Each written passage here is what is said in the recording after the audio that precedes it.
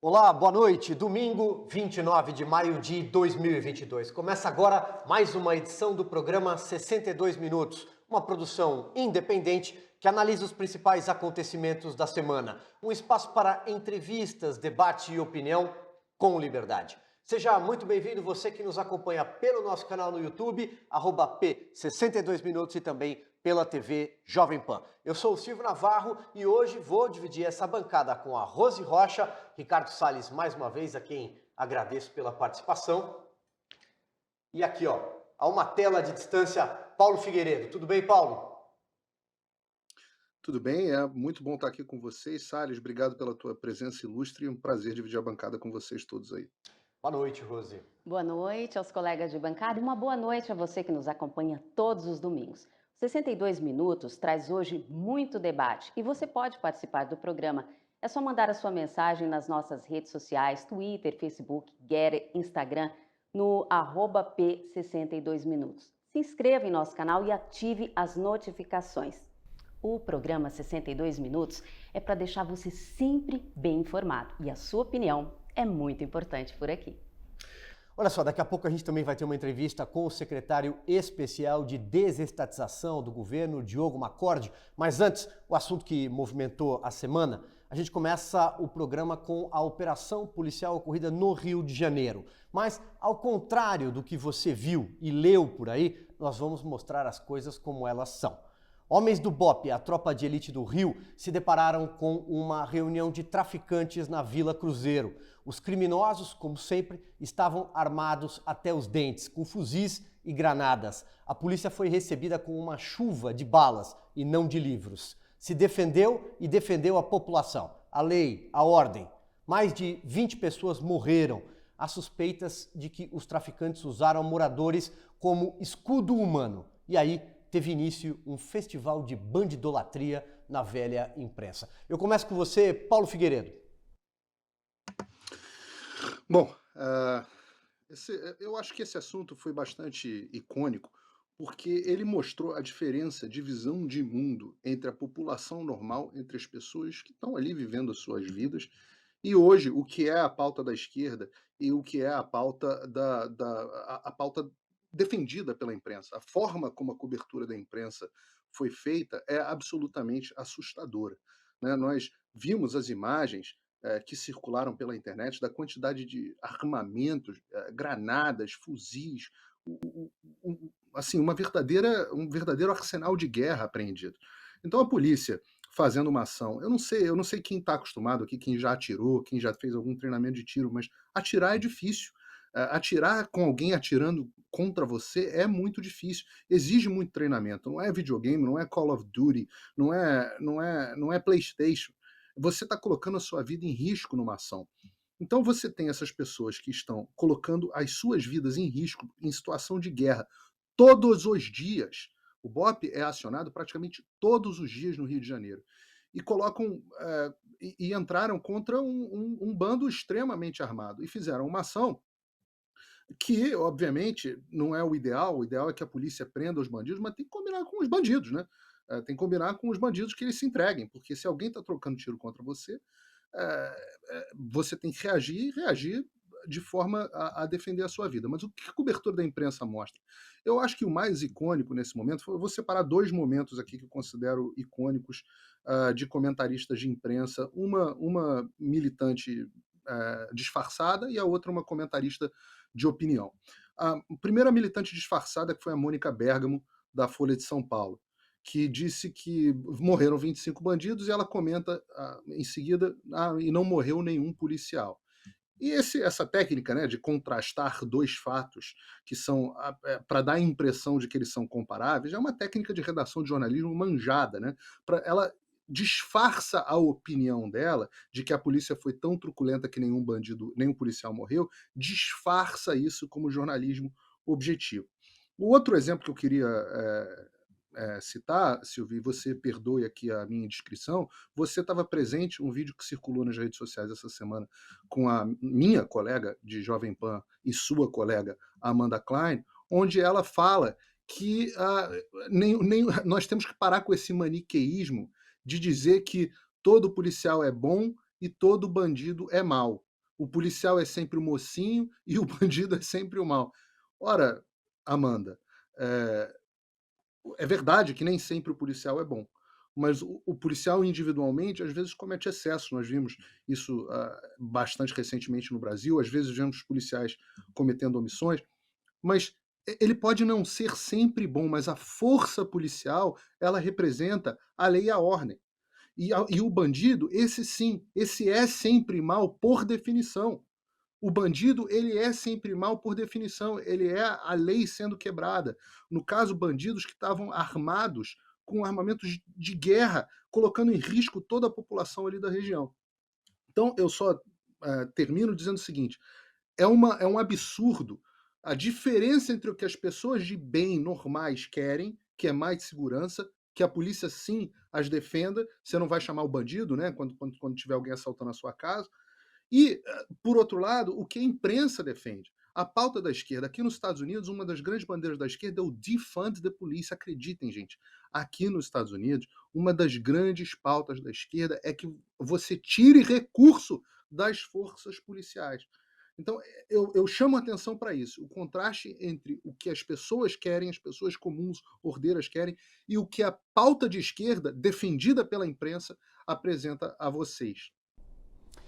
Pois bem, Salles, passo então aí a palavra para você, sempre lembrando que esse cenário no Rio de Janeiro é um cenário de narcoguerrilha, de verdade.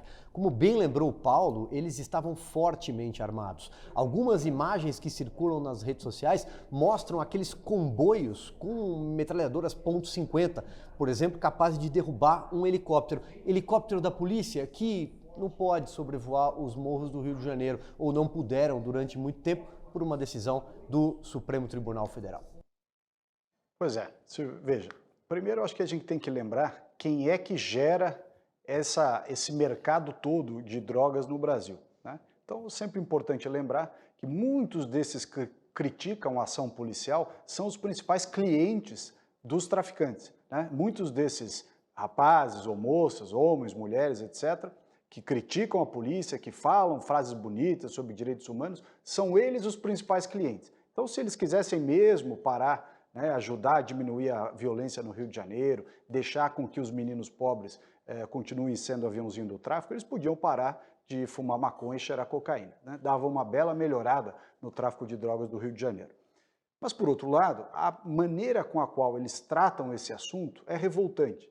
Porque justamente, como foi dito aqui pelo Paulo, há uma presunção de que o bandido sempre o polícia sempre abusa do poder e que o bandido ele quase que não tem alternativa senão enfrentar a polícia. Isso é mentira, isso é absolutamente mentiroso.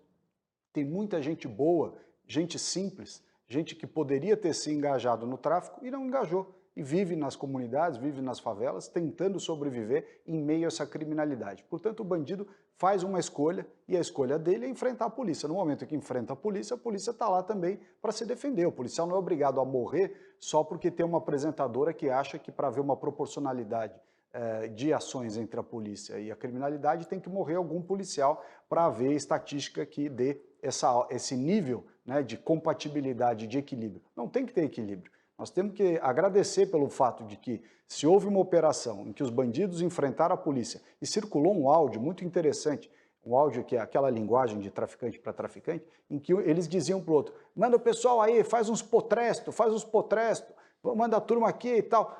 Nós trocamos com eles, ou seja, trocaram tiro. Não tem essa história de que o sujeito foi executado. Eles trocaram tiro com a polícia. Por sorte, os policiais mais bem treinados ou por alguma razão não morreram e os bandidos morreram. Teve aparentemente uma moça, uma cabeleireira, que foi efeito colateral, uma tristeza ter uma senhora morta numa operação como essa, mas isso não tira o mérito de você combater a criminalidade. Porque se você combate, eles dizem que é excesso de violência, e se não combate, as pessoas que vivem lá dentro como reféns da criminalidade são os que pagam o pato. Porque o bonitão da Zona Sul, a bonitinha, a turma da maconha, da cocaína aí, eles acham engraçado. Para na boca do morro, compra uma droga, volta lá para o Leblon, para Ipanema, para fazer uma festinha, e o coitado do traficante é que tem que ficar, o coitado da população tem que ficar refém dos traficantes lá do morro depois, e o BOP tem que enfrentar essa turma. Então está na hora de dizer a verdade e colocar realmente as coisas como elas são mesmo. Rose. Eu queria destacar a frase, não, eu queria destacar a atitude do ministro Fachin, que falou que viu preocupação nas mortes dos bandidos. Mas é interessante que essa mesma justiça não viu a preocupação na morte daquele estudante que estava indo para casa aqui em São Paulo e foi executado por um bandido. Ele estava voltando do trabalho, covardemente foi executado, chegou a se ajoelhar e pediu. Então, nós não vemos essa ação do STF para defender. Nós vemos o quê? A soltura de goleiro Bruno, André do Rep, e isso é muito preocupante. Já pediu investigação, ele já pediu a investigação no Rio contra os policiais. Então, é urgente que os policiais tenham o excludente de ilicitude, porque bandido tem que aprender que bandido que está pronto para matar inocentes, para atirar na polícia, precisa estar pronto para morrer também. É isso. Bom, Silvio, vamos para... Diga, Paulo. Paulo tem mais uma observação. esse ponto que a Rose chama atenção é importante, porque os policiais do Rio de Janeiro não conseguem, aliás, por todo o Brasil, os policiais não conseguem mais agir para defender a lei. Isso aqui nos Estados Unidos, os policiais morrem de medo de qualquer ação, porque depois vão sofrer críticas. Depois vão ser perseguidos criminalmente. Os policiais aqui morrem de medo de imobilizar bandidos. E no Brasil, os policiais estão morrendo de medo de defender a lei e a ordem.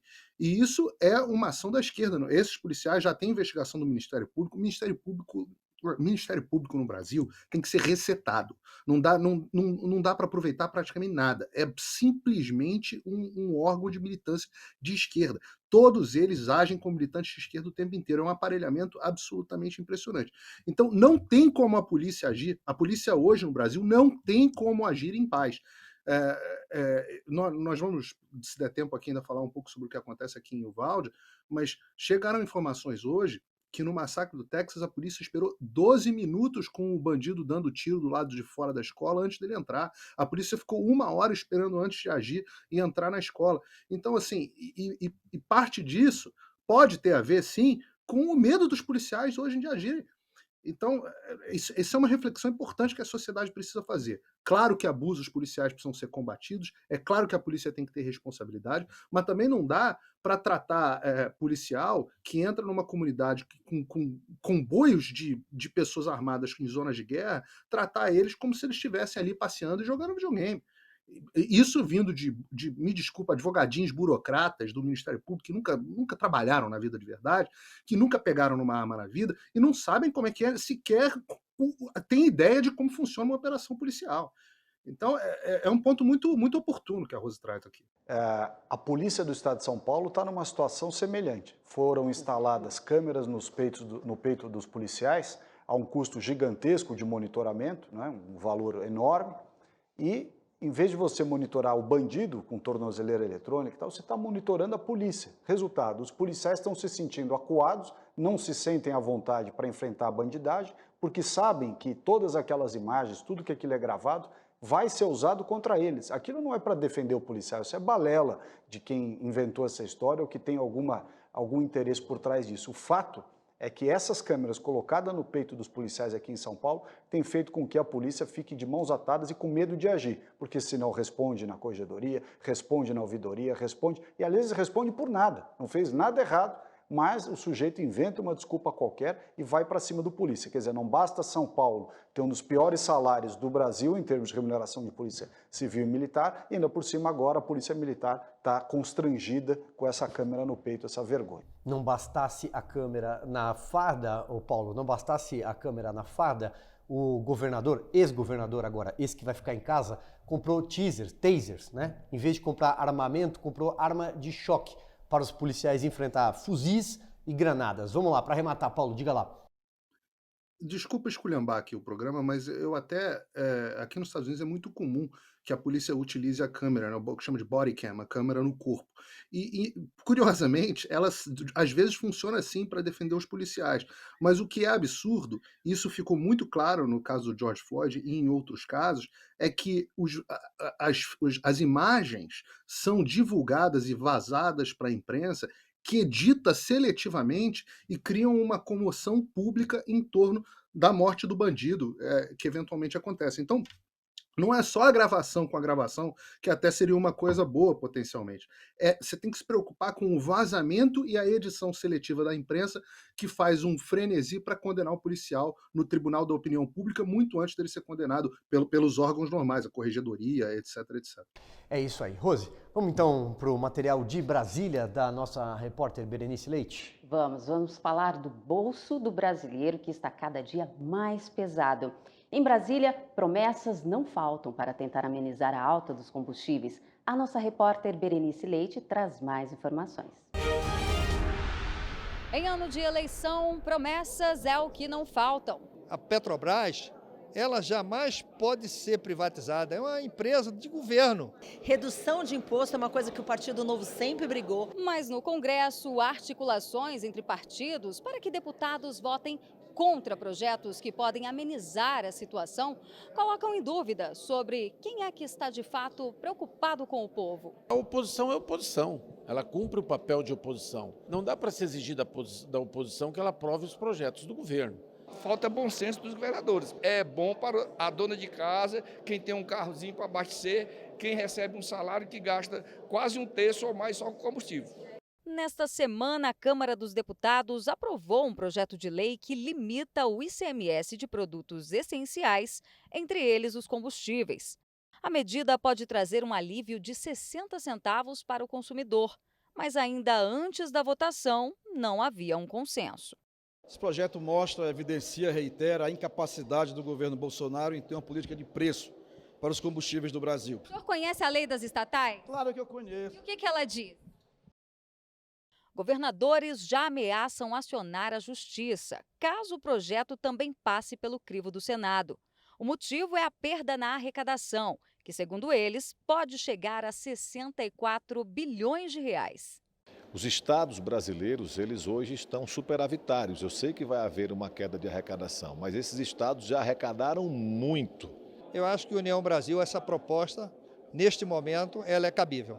Será que o povo também não está pagando preço aí por uma corrupção que ocorreu na Petrobras no passado? Não vale a pena votar. É necessário se buscar uma mudança real da política de preços da Petrobras. Quem tem esse poder? O presidente da República. Mas a lei das estatais não garante isso mais, né? O presidente da República ainda garante que ele é o representante majoritário dos acionistas centrais da empresa. Opiniões à parte, o fato é que o povo espera do governo uma solução. Pode até ser que ela esteja nas mãos de um ministro, como Paulo Guedes, mas, para isso, é importante não sofrer de perda de memória. Muito bem, e a gente recebe agora aqui, presencialmente, no nosso estúdio, o secretário Diogo Macorde, de Desestatização e Mercados. Aliás, o nome da pasta é ainda um pouco maior, né, secretário? São várias atribuições. Agradeço pela gentileza de comparecer aqui presencialmente, como eu disse, no nosso estúdio. É um prazer enorme estar aqui, Silvio, contigo de novo, com meu amigo Ricardo Salles aqui, Rose, Paulo, obrigado pelo convite. Secretário, como eu disse, é uma pasta que tem uma série de atribuições e muita gente acaba criticando, o governo não conseguiu cumprir a agenda liberal de privatizações, não conseguiu a desestatização que era esperada. Queria que o senhor fizesse um apanhado para a gente, um balanço, já que estamos aí no final, praticamente, o último ano dessa gestão, e depois a gente parte para algumas perguntas mais específicas. Imagino quem está assistindo quer saber, evidentemente, da Petrobras. Vamos lá, Silvio. A nossa secretaria, ela cuida de todo o ativo e líquido do governo, tá? Então, a gente está falando de cerca de 2 trilhões de reais. Então, realmente é muita coisa. Ali a gente tem todas as ações das empresas estatais, e nós temos todo o patrimônio imobiliário do governo federal. Tá? Infelizmente, esses 2 ativos, tradicionalmente, foram abandonados, todos nós sabemos as razões. Então, só para a gente ter uma ideia da dimensão do problema, tá? Em 2015, que foi o último ano do governo do PT, só as 6 maiores empresas estatais do governo federal tiveram um prejuízo acumulado de 25 bilhões de reais. Esse foi o ponto de partida de dezembro de 2015. Tá? Em 2016, então após o impeachment, as coisas começaram a melhorar, né? Veio a lei das estatais, que foi mostrado inclusive no VT. Então, 2018, ou seja, o último ano antes do início do nosso governo, essas empresas estatais elas tinham contabilizado um lucro já de 70 bilhões. Então já passou de menos 24, 25 para cerca de 70 bilhões de lucro. Bom, o que foi feito de janeiro de 2019 até agora? Uma reformulação completa nessas estatais, melhoria de governança, realmente uma diretoria comprometida com o país, fez com que o lucro dessas empresas fosse de cerca de 190 bilhões de reais em 2021.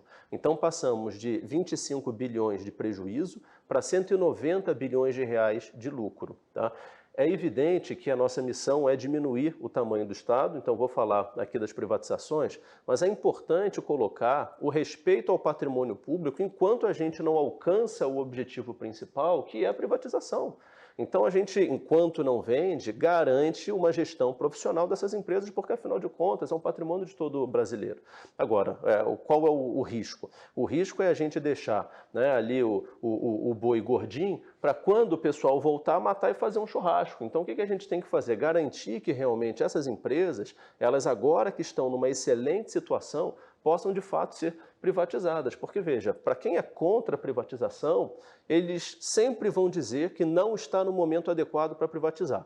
Então, puxa, mas você vai privatizar porque se dá lucro, né? Entreguista e etc. e tal. Mas se a gente privatizasse, enquanto elas estavam dando 25 bilhões de reais de prejuízo, iam falar, vai privatizar na Bacia das Almas, entreguista e tal. Então nunca é o momento correto. Foi um pouco o argumento usado em relação aos Correios, né? Agora que os Correios estão... Sempre é o argumento que eles usam. Então, acho que esse é um primeiro ponto importante. Em termos de governança das estatais, foi feito realmente um trabalho de respeito ao patrimônio público, colocando pessoas que são comprometidas, não só nos ministérios, mas nas empresas estatais também. Então, acho que esse é um primeiro ponto importante para ser colocado, tá? Quando a gente fala do patrimônio imobiliário, a gente sabe que isso historicamente era dominado por políticos, né? Eu cheguei a ver um mapa onde cada estado na SPU tinha um logozinho de um partido político diferente porque era tudo loteado. E hoje o que a gente tem é a profissionalização realmente da gestão do ativo imobiliário, uma governança completamente nova por meio de um ato conjunto do ministro da Economia com o ministro da CGU e que interrompeu aquela distribuição de imóveis para partidos políticos, para ONGs ou para tudo que tinha, que no passado era usado com objetivo político. Isso acabou.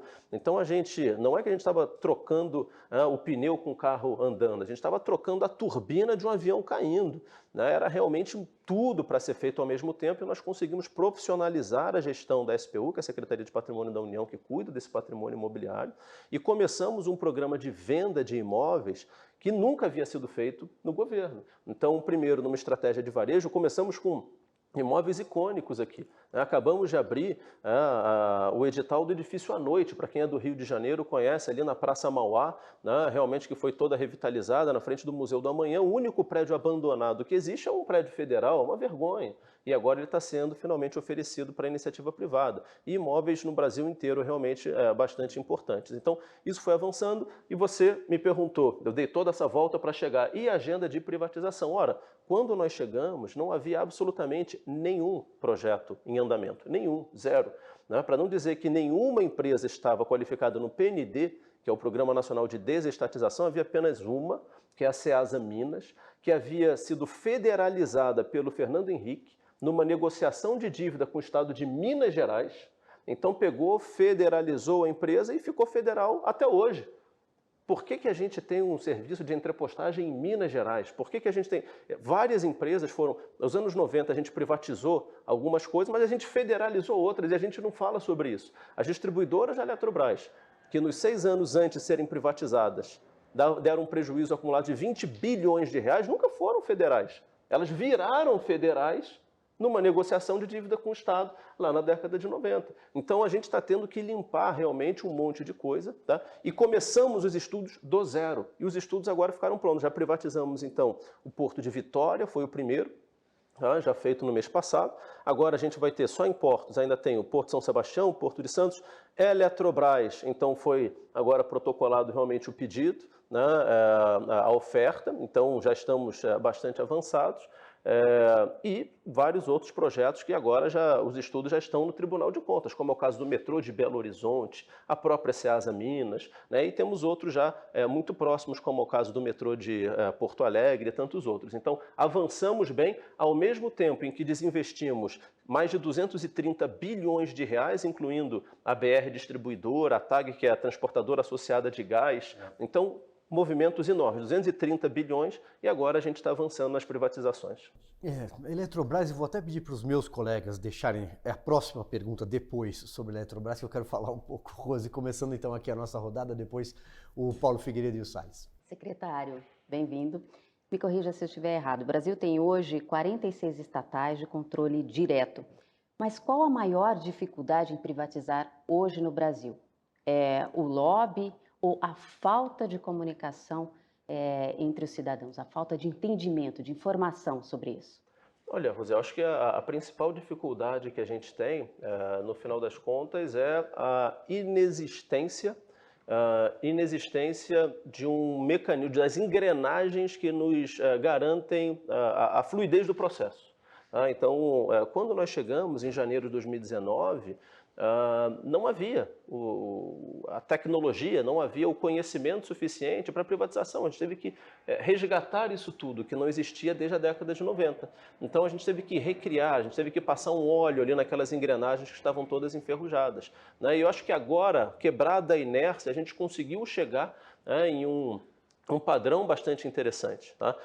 Quando a gente fala, para te dar um número então das estatais, nós temos 46 de controle direto, mas cada empresa de controle direto tem várias outras empresas de controle indireto. Tá? Então, elas têm essas subsidiárias integrais.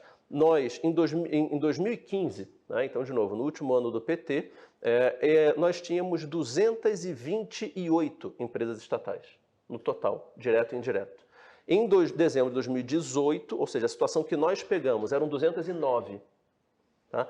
E hoje nós temos 160.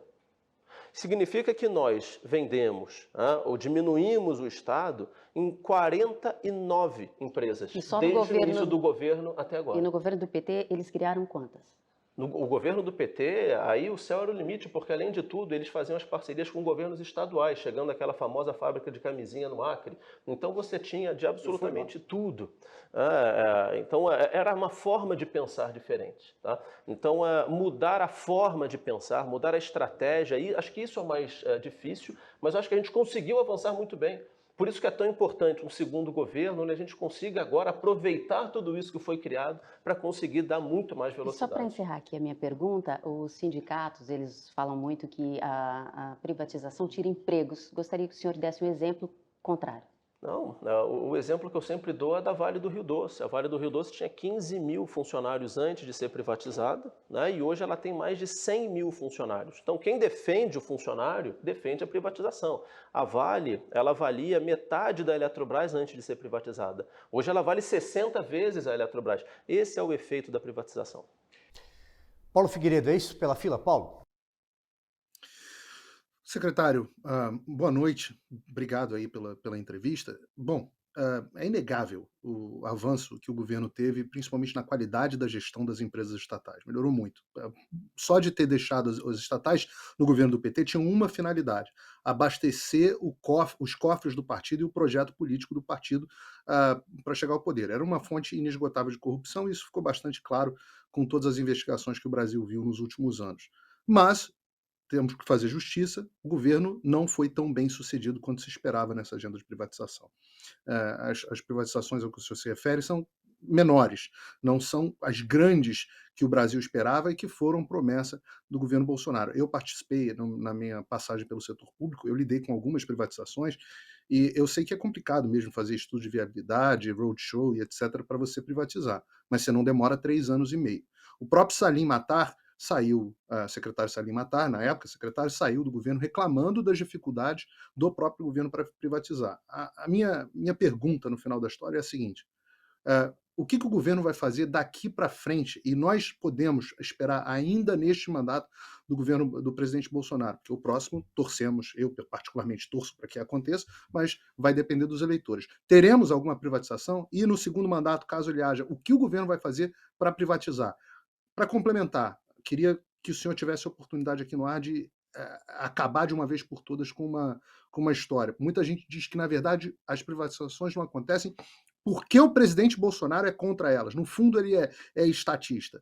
Na sua experiência lidando com o governo tem intenção mesmo de privatizar? Veja, Paulo, você tem razão. As privatizações elas não acontecem em 3 anos e meio. Elas, historicamente, aconteciam em um período muito maior. Então, nós estamos quebrando recordes, por incrível que pareça. Tá? Então, apesar de parecer um período muito longo, aquelas privatizações, ou a maioria das privatizações da década de 90, começaram seus estudos na época do Collor. Então, passou pelo Itamar e foram entregues pelo FHC. Então, na verdade, a gente está falando de um processo bastante burocrático e bastante longo. Né? Quando a gente fala em aprovação pelo Congresso Nacional de uma privatização, porque muitas privatizações não dependem apenas do governo federal. No caso da Eletrobras, um projeto de lei foi encaminhado em 2017 pedindo para o Congresso autorização. Absolutamente nada aconteceu. Na época, o presidente da Câmara, Rodrigo Maia, não definiu nem relator. Isso depois, em 2019, foi repetido. Né? Então, já o governo Bolsonaro encaminhou um projeto de lei em 2019 que não foi apreciado pela Câmara de Deputados ou pelo Congresso Nacional. Foi apenas com a medida provisória que o presidente Bolsonaro levou em mãos para o presidente da Câmara e para o presidente do Senado, evidenciando que essa era assim, uma prioridade dele, que as coisas começaram a andar. A gente teve autorização do Congresso para privatizar a Eletrobras apenas em 2021. Né? E a gente já está agora, como eu disse, né, protocolando na SEC e na CVM a oferta de ações em menos de um ano depois da gente ter realmente essa autorização do governo, do Congresso Nacional. Então, é um recorde. Né? A gente tem avançado demais. Por isso que eu faço questão de dizer, né, que a gente conseguiu realmente desenvolver uma tecnologia, entre aspas, né, uma forma, um processo muito positivo para conseguir avançar cada vez mais nessas privatizações. E veja, enquanto nós não conseguimos avançar nas privatizações diretas, né, por isso que eu faço questão de falar dos desinvestimentos. Nós avançamos demais. Quando você pega o governo Temer, né, onde se coloca, ele privatizou, na verdade, as privatizações das distribuidoras, né, que aconteceram em 2018, elas, na nossa conta, elas são consideradas como desinvestimentos, não como privatizações, porque, na verdade, elas eram subsidiárias de outras empresas, né, nesse meu exemplo, da própria Eletrobras. Então, se a gente for considerar isso, nós patrocinamos o maior programa de privatizações indiretas, né, ou desinvestimentos da história do Brasil. Como eu disse, 230 bilhões de reais. Né? A gente está falando de participações indiretas que todas essas estatais tiveram, né? De refinarias de petróleo, a gasodutos, até a distribuição de combustíveis. Então, teve realmente uma série de privatizações que aconteceram de janeiro de 2019 até agora. Fora todos os marcos, os marcos legais de infraestrutura que foram alterados. Quando a gente pensa no novo marco do saneamento básico, a gente fala de mais de 80 bilhões de reais que já foram garantidos em investimento em um setor que não conseguia atingir 10 bilhões de reais por ano. Quando a gente fala no novo marco de ferrovia, eu consultei hoje, só para ter certeza do último número, nós já recebemos de setembro de 2021, ou seja, de setembro do ano passado, até hoje, mais de 237 bilhões de reais de pedido de investimento por meio de autorização. Nós liberalizamos os mercados. Quando a gente fala no novo marco de telecom, que também foi feito em 2019, ele foi fundamental para a viabilização do leilão do 5G, que garantiu 170 bilhões de reais em investimento. Então, tudo isso foi feito ao mesmo tempo.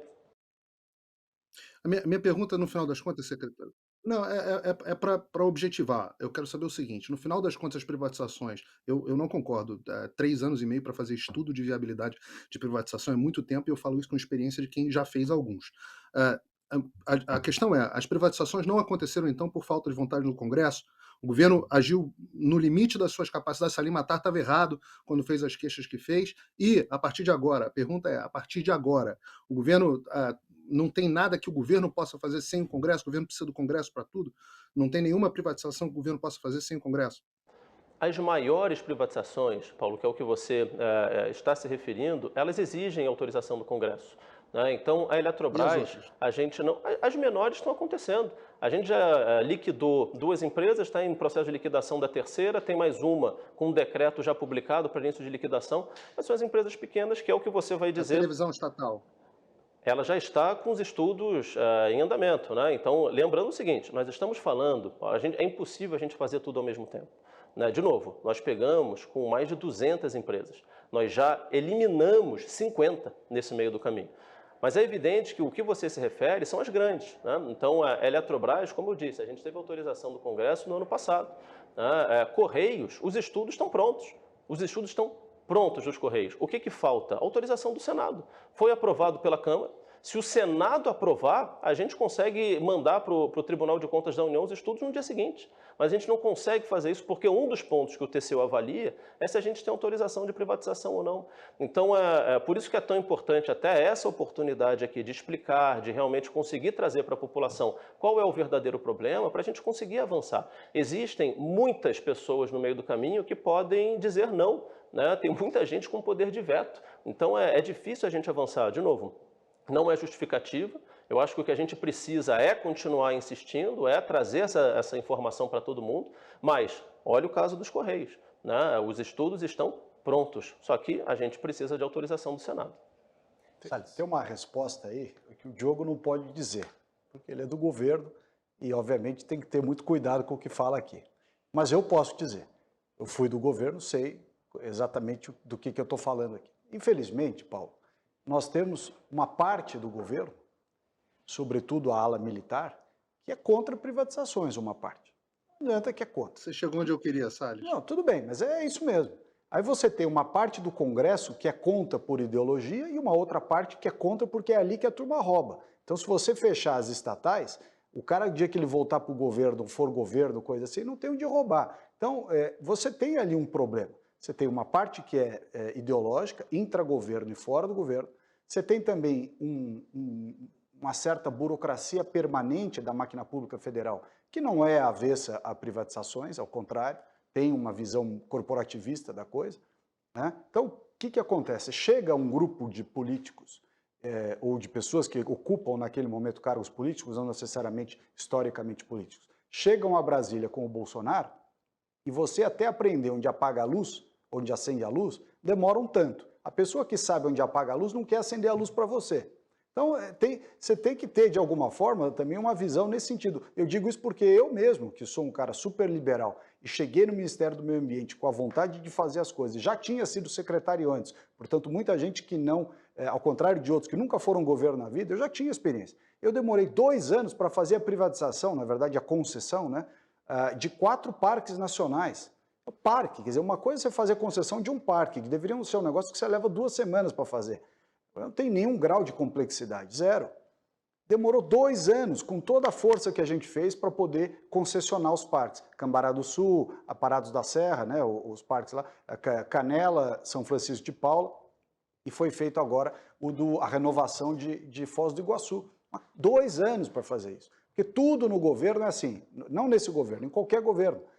Vai fazer um estudo, aí você tem que fazer uma licitação para contratar o estudo. Aí o cara que trabalha para você dentro do governo redige um edital da licitação para fazer o estudo, o edital não serve para nada, você tem que refazer todo o edital. Aí o edital é publicado, aí todo mundo faz impugnação. Aí a hora que sai o resultado do edital, você descobre que a empresa que ganhou, na verdade, era uma empresa que não sei o que lá. Bom, enfim, é muito difícil. O Brasil, como tem essa coisa de que você tem que proteger 8666 e tudo mais, você parte, ao contrário dos Estados Unidos, onde você mora e sabe bem, você parte da presunção que aqui no Brasil todo mundo é bandido. Então tudo, para você lavar a mão, tem 5 auditorias, tem 5 checagens.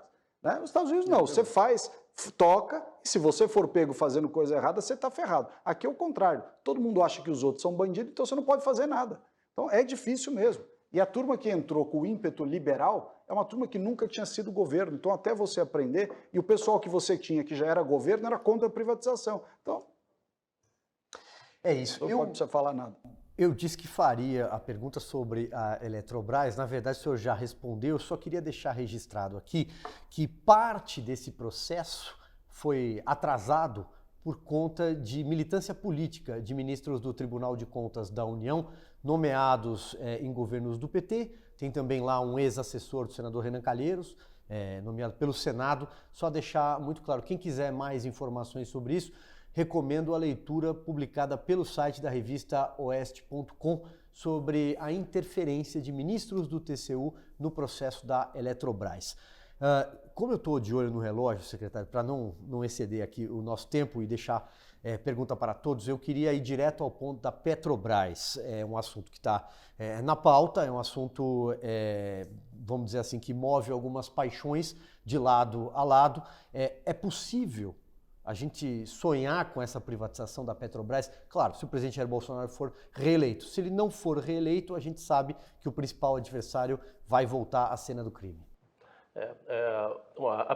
Como funciona o processo de qualquer estatal, tá? A gente, na secretaria, só começa a avaliar a potencial privatização depois que aquela empresa ela é qualificada no conselho do PPI, né? O Salles conhece bem o processo. E isso é importante dizer porque, como a Petrobras é uma empresa de capital aberto, toda vez que a gente fala sobre a potencial privatização da Petrobras, é sempre bastante complicado, eu tenho que tomar muito cuidado. Então, por isso que eu preciso dizer que os estudos, não existem estudos, isso só começa a acontecer depois que a empresa ela entra no PND, que é o Programa Nacional de Desestatização. Isso dito, eu posso dizer a minha opinião com relação à Petrobras. Tá? E até um gancho importante, existe a Petrobras, né? Não sei se todos que nos assistem conhecem, mas existe uma empresa chamada PPSA.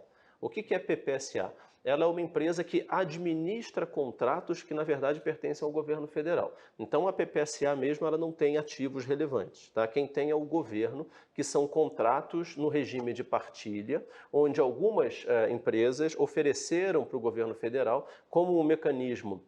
Ao invés de pagar uma outorga ou só uma outorga, eles oferecem uma parcela do óleo que eles vão extrair no futuro daqueles campos para o governo. E a PPSA administra esses contratos de petróleo. E o que aconteceu agora é que o novo ministro de Minas e Energia, Adolfo Saxida, ele já começou, né, como primeiro ato, ele já entregou para o ministro Paulo Guedes um pedido de qualificação da PPSA e, por consequência desses contratos de petróleo, no CPPI, o que já aconteceu. Inclusive, já foi publicada a resolução que permite à PPSA iniciar os estudos para a venda desses contratos de petróleo. Então, a lógica da venda desses contratos de petróleo e da própria Petrobras é muito parecida, porque, no final das contas, a gente fala de um recurso mineral finito, o mundo já caminhando para uma transição cada vez mais rápida, vários países já proibindo a comercialização de veículos a combustão, com motor a combustão, já a partir de 2030, então mercados importantes se fechando. A partir do momento que eu já tenho uma sinalização mundial,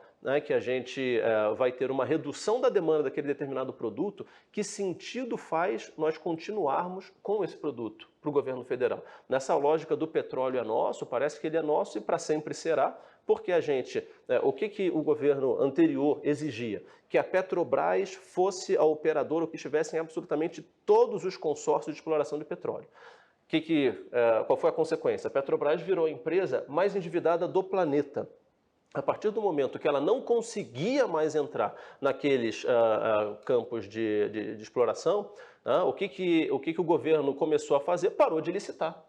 Parou de licitar. Se a Petrobras não pode entrar, eu não quero que ninguém entre. Resultado, nós perdemos mais de 200 bilhões de reais nesse meio do caminho, porque abandonamos a nossa riqueza debaixo do mar. Porque se a Petrobras não pode fazer parte disso, eu prefiro que ninguém faça. É de uma estupidez enorme. Né? Então, o que a gente tem que fazer agora? É realmente caminhar para o que o mundo está fazendo, mas valorizando os nossos ativos, trazendo realmente a iniciativa privada para garantir que essa riqueza vai ser explorada, mas de uma maneira inteligente, que é migrando. Né? Salles aqui pode falar muito melhor do que eu, como a gente consegue canalizar, né, um recurso mineral finito, mas que já está em declínio, para novas tecnologias. O Brasil tem tudo para ser a maior potência mundial de energia verde. Aliás, tem tudo não, já é. Né? Não existe um outro país do porte do Brasil no mundo que gere mais de 80% da sua energia elétrica por fontes renováveis. Não existe, não existe. Então nós já somos, com um recurso que pode ser proveniente dessa venda dos petróleos, a gente consegue avançar muito mais rápido.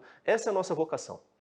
É isso, vamos lá então, já girando com mais velocidade aqui a nossa bancada. Rose. A senadora e candidata Simone Tebet declarou que é a favor das privatizações, mas não no caso da Petrobras, por questão de soberania nacional. Eu gostaria que o senhor falasse um pouco sobre isso. A soberania nacional é interessante, né? Essa expressão é interessante. O que é a soberania nacional quando você fala, como você seleciona os produtos? Né? De novo, quando a gente fala em matriz energética, a matriz elétrica ela está dentro da matriz energética. Né? Então, a matriz elétrica brasileira, a gente já é referência global. Né? Como eu disse, mais de 80%, cerca de 85% da nossa energia elétrica é proveniente de fontes renováveis. Ok. Então, vamos para a matriz energética, onde realmente o petróleo, os derivados de petróleo têm um papel relevante aqui no Brasil. A gente chegou onde chegou graças a uma disfuncionalidade enorme. Tá? Quando a gente vê qual é o maior consumidor, Rose, de derivados de petróleo, tá? São os veículos a combustão de baixa cilindrada, o nosso carro. Tá? E a gente usa muito carro porque a gente nunca se importou com as cidades brasileiras. Então vamos fazer um Minha Casa Minha Vida. O que você faz? Você cria guetos longe do emprego, você obriga aquelas famílias, né, a morarem onde não tem emprego, onde não tem segurança, onde não tem iluminação pública, onde não tem saneamento básico. E isso exige um deslocamento enorme, né, dessas pessoas para conseguir chegar nos seus empregos e tudo mais. Então, o que você vai fazer? Então, a gente tem uma Petrobras pública para garantir o suprimento de derivados, porque a gente, na verdade, não fez o nosso próprio dever de casa, né, e abandonou as cidades, não tem transporte público de qualidade. É isso. Essa é a grande soberania nacional. E, de novo, os Estados Unidos não têm uma estatal de petróleo e, até onde eu sei, não falta gasolina por lá. Então, não é esse o motivo, pelo amor de Deus. O que a gente tem que ter é realmente uma visão de trazer novos investimentos para o Brasil, né, por meio do setor privado. A soberania nacional, ela existe quando há emprego. Não há maior soberania do que um país pujante, economicamente forte. Isso acontece quando você tem emprego. De novo, Vale. Você vai dizer que o minério de ferro era da soberania nacional e com isso você condena aquela riqueza toda a ficar com 15 mil funcionários? Ou agora, após privatização, que ela vale 60 vezes o que ela valia antes, né, com 100 mil empregos, eu acho que eu atendo muito mais o interesse do país com uma Vale privatizada, com uma CSN privatizada, com um sistema Telebrás privatizado do que quando eles eram públicos. Sem dúvida. Paulo, então uma questão final, vamos lá. Deixa eu botar pimenta nessa história, principalmente nessa questão de soberania nacional. Os chineses compram empresas energéticas no mundo inteiro. Existe uma relação promíscua entre o setor privado e o setor público na China. O Partido Comunista Chinês controla direto ou indiretamente praticamente todas as grandes empresas no país, e eles estão comprando empresas de infraestrutura no mundo inteiro e utilizando elas, segundo eles próprios, como parte da estratégia de avanço dos interesses chineses pelo mundo. Como é que a gente impede que isso aconteça no Brasil? Paulo, essa é uma excelente pergunta. Da mesma maneira que a gente está fazendo com a Eletrobras. No caso da Eletrobras, nós não estamos vendendo a Eletrobras para um grupo. Existe uma regra que define que a participação máxima de qualquer grupo econômico é de 10%. Então, no caso do governo chinês, mesmo que ele venha com várias empresas que sejam estatais, tá? No final das contas, cada uma compra um pouco, mas o somatório delas não pode exceder 10%. Então, você cria o que se chama de uma corporação. 70% das empresas de energia do mundo, das grandes empresas de energia do mundo, são em formato de corporation, esse formato de corporação com capital pulverizado. Você não tem um controlador definido. Então, o que vai acontecer com a Eletrobras pós-privatização?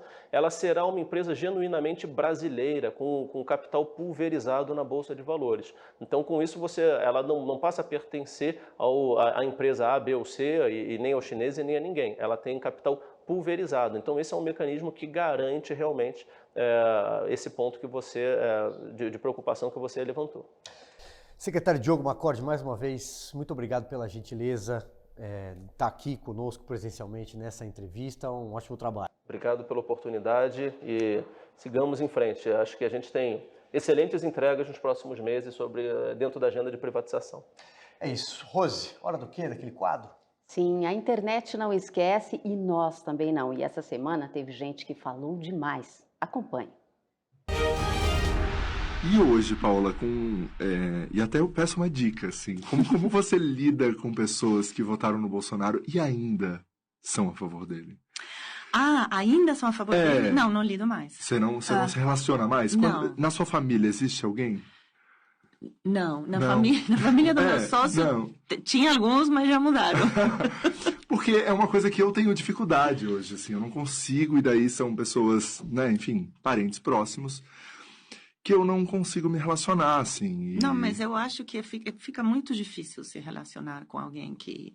Por dois motivos. Ou porque é um escroto, ou porque é burro. Eu não... E já está demonstrado, né? Eu acho que ficou muito claro que não teve nunca um programa de governo, que não faz a mínima ideia do que está fazendo, que está lutando contra um comunismo que não existe, né? É uma coisa meio Quixote, né? Lutando contra os moinhos de vento. Cadê o comunismo? Qual comunismo estamos lutando?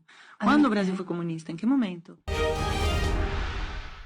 Muito bem, adelante. Eleições. O Datafolha divulgou nessa semana mais uma pesquisa. Segundo o Instituto, nem seria necessário ter eleição. O ex-presidente Lula venceria no primeiro turno com incríveis 54 pontos, 21 a mais do que Jair Bolsonaro. O petista, vale lembrar, não pisa na calçada há muito tempo. Quando pisa, é cumprimentado por 6 pessoas, como disse recentemente Fernando Haddad. Aliás, Haddad seria o presidente do Brasil se o Datafolha estivesse certo em 2018. Antes de girar aqui a nossa bancada, eu vou pedir para a nossa produção algumas imagens da pesquisa Datafolha de 2018, a que eu me refiro. Temos, vamos lá, essa publicada pelo portal UOL, Bolsonaro perde todos os cenários de segundo turno, Ciro vence Haddad. E também temos mais uma, Bolsonaro perde de Haddad por 45-39 no segundo turno. E ali embaixo ainda diz que o então candidato do PSL seria derrotado por Ciro e até por Geraldo Alckmin. Vou começar então aqui, essa é mais uma versão da mesma pesquisa. Vou começar então com você, Ricardo Salles. Isso que você acabou de ler aqui. O Lula não vai em lugar nenhum, né? Todo lugar que ele vai precisa ser controlado. Teve aqui na Unicamp, em São Paulo, o segurança dele, aliás, é engraçado, né? Ele é desarmamentista, mas os seguranças dele andam com submetralhadora.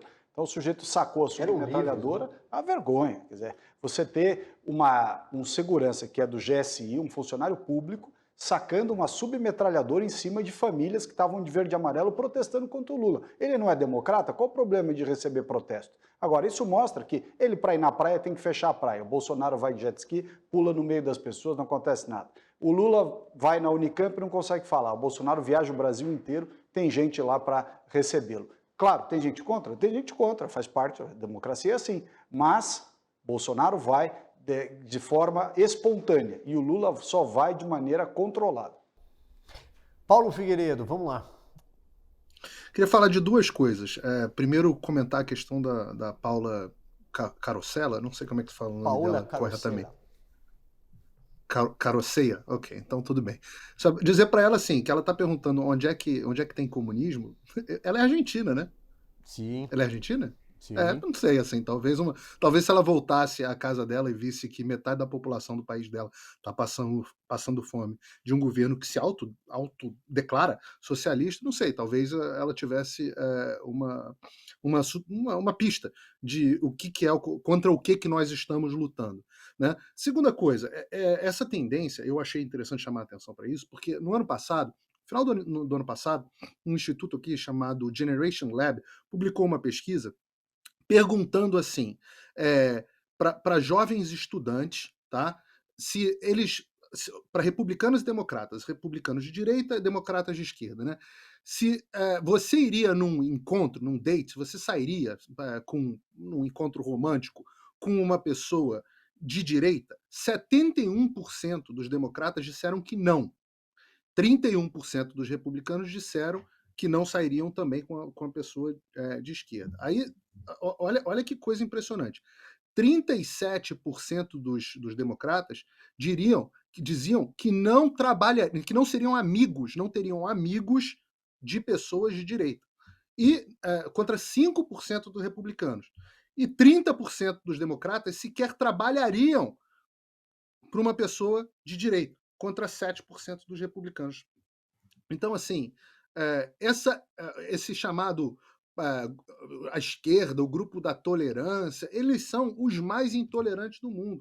O que essa moça está falando, que deveria resumir as coisas que ela entende, que é cozinha, não por ser mulher, porque tem homens também bons, antes que me chamem de sexista, tem homem muito bom na cozinha, eu adoro cozinhar, talvez não tão bem quanto ela, mas Assim, o que ela precisa entender é o seguinte: ela reflete uma intolerância muito grande, uma intolerância gigantesca que a esquerda hoje tem com a direita, a ponto de que nós estamos vendo a opinião de essas pessoas defendendo que as pessoas direitas devem ser caladas. Então, assim, é um movimento como um todo. Depois eu falo do Datafolha, deixa vocês falarem aí, porque senão eu fico falando demais. Sobre a Paola, eu queria citar uma frase que o Augusto sempre fala, que eu levo para a minha vida profissional e para a minha vida pessoal. Democracia é a convivência dos contrários. E o que muito assusta é realmente essa agressividade do pessoal da esquerda. Muito bem, você quer comentar os números do Datafolha? Só queria reforçar aqui que não se trata de desqualificar o Instituto. Muita gente depois vai pegar no pé. Olha, vocês estão falando mal do Datafolha. Não, eu vou desqualificar o Instituto. Você vai entender não, onde eu eu quero... vou. Não, você vai entender onde eu quero chegar.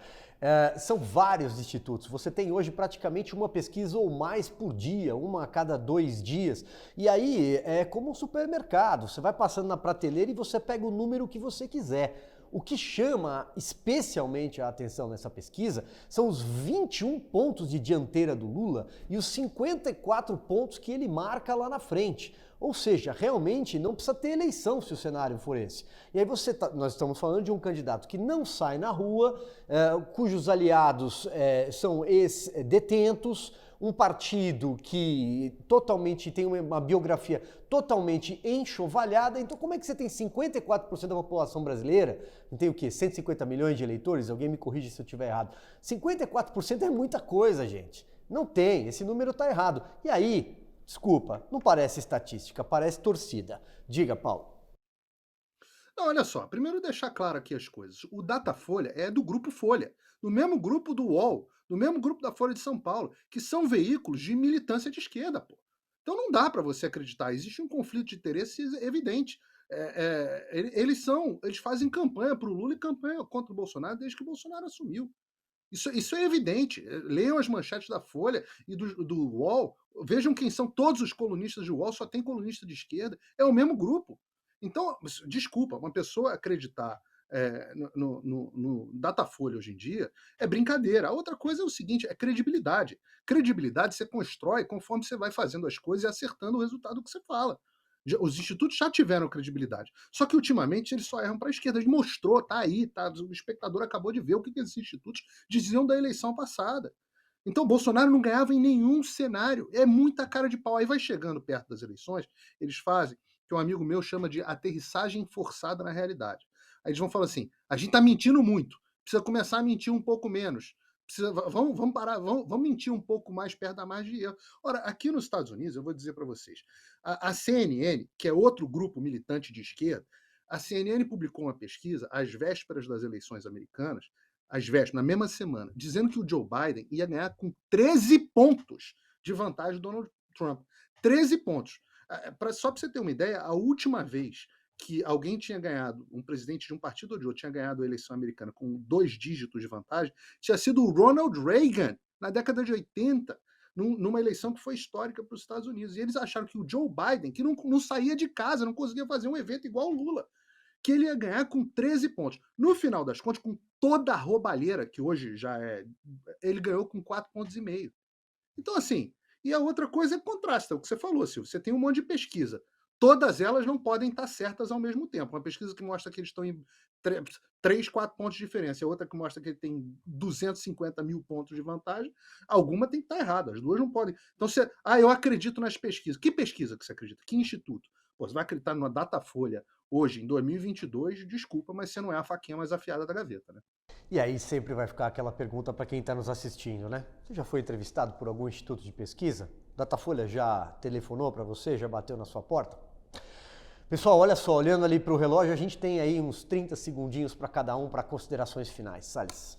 Bom, sempre lembrando aqui, prazer estar aqui no programa com vocês mais uma vez, mas eu vou mandar aqui um abraço para essa moça argentina, como disse o Paulo, se ela quer saber onde é o comunismo, vai lá no país dela. E se os brasileiros quiserem saber como é que é, vota no Lula para ele ter 54% mesmo, que aí a turma vai virar Argentina rapidinho. É isso aí. Rose. Não, lembrando que esse índice ainda vai aumentar, que faltaram os 2 pontinhos do Dória, né? Que eles vão jogar para a próxima seguramente vez. chacoalhou completamente o cenário eleitoral. Paulo, para a gente se despedir, porque já estou vendo aqui, ó, os tweets já estão chegando, as mensagens de quem fez esse programa com a gente. Não, eu já falei demais, eu quero ver os tweets e deixar o pessoal participar. É isso aí, produção, vamos lá? A hora mais bacana desse programa, você que fez os 62 minutos com a gente. Na tela, vamos lá. Girando aqui a primeira mensagem da Rosângela: todos os togados desrespeitam a nossa Carta Magna solenemente. O pessoal pega no pé do Supremo Tribunal Federal. Por que será, hein, Rose? Vamos lá, o próximo é seu. Por que será? Mensagem... Clarice Verônica, já peguei o programa mais pro final e gostei do que ouvi. Canoas, Rio Grande do Sul. Grande abraço para os gaúchos de Canoas. Paulo Figueiredo. Sandra Lima, voto impresso com escrutínio público. O pessoal não só está pegando no pé do STF, mas como está todo mundo muito desconfiado do sistema eleitoral brasileiro, para desespero dos nossos iluministros. Subiu mais um na tela. Aquele é um tweet, Ricardo Salles. Vamos lá, Juscelino Silva. Ótimo programa para fechar a noite de domingo. Não perco nunca. Ainda dá tempo, tenho mais um minuto. Magali Jorge, Desgratidão, programa fantástico, na medida correta, 62 minutos de jornalismo real. Mais um, Rose. Sônia Soares, tenho assistido o programa desde a estreia, está cada vez melhor. Já não consigo ficar sem o resumo das notícias da política da semana com tanta competência. Parabéns a toda a equipe. Obrigado, Sônia. A Terezinha Prado está dizendo boa noite, São Paulo capital, aqui na nossa sede. Paulo Figueiredo tem mais um aí, ó. Evilásio Santos de Souza, o principal é o eleitor se lembrar de quem está atrasando o país na hora do voto.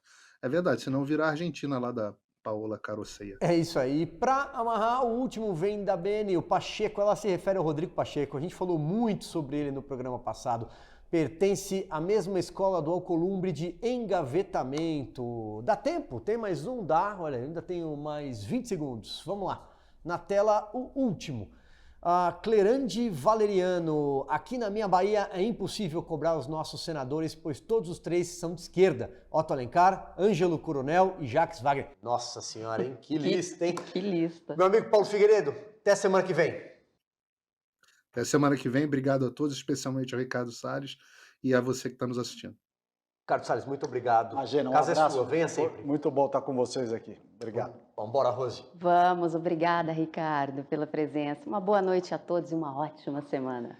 Obrigado a você pela sua companhia, obrigado pela sua audiência, um ótimo finalzinho de domingo. A gente se vê na semana que vem. Até lá.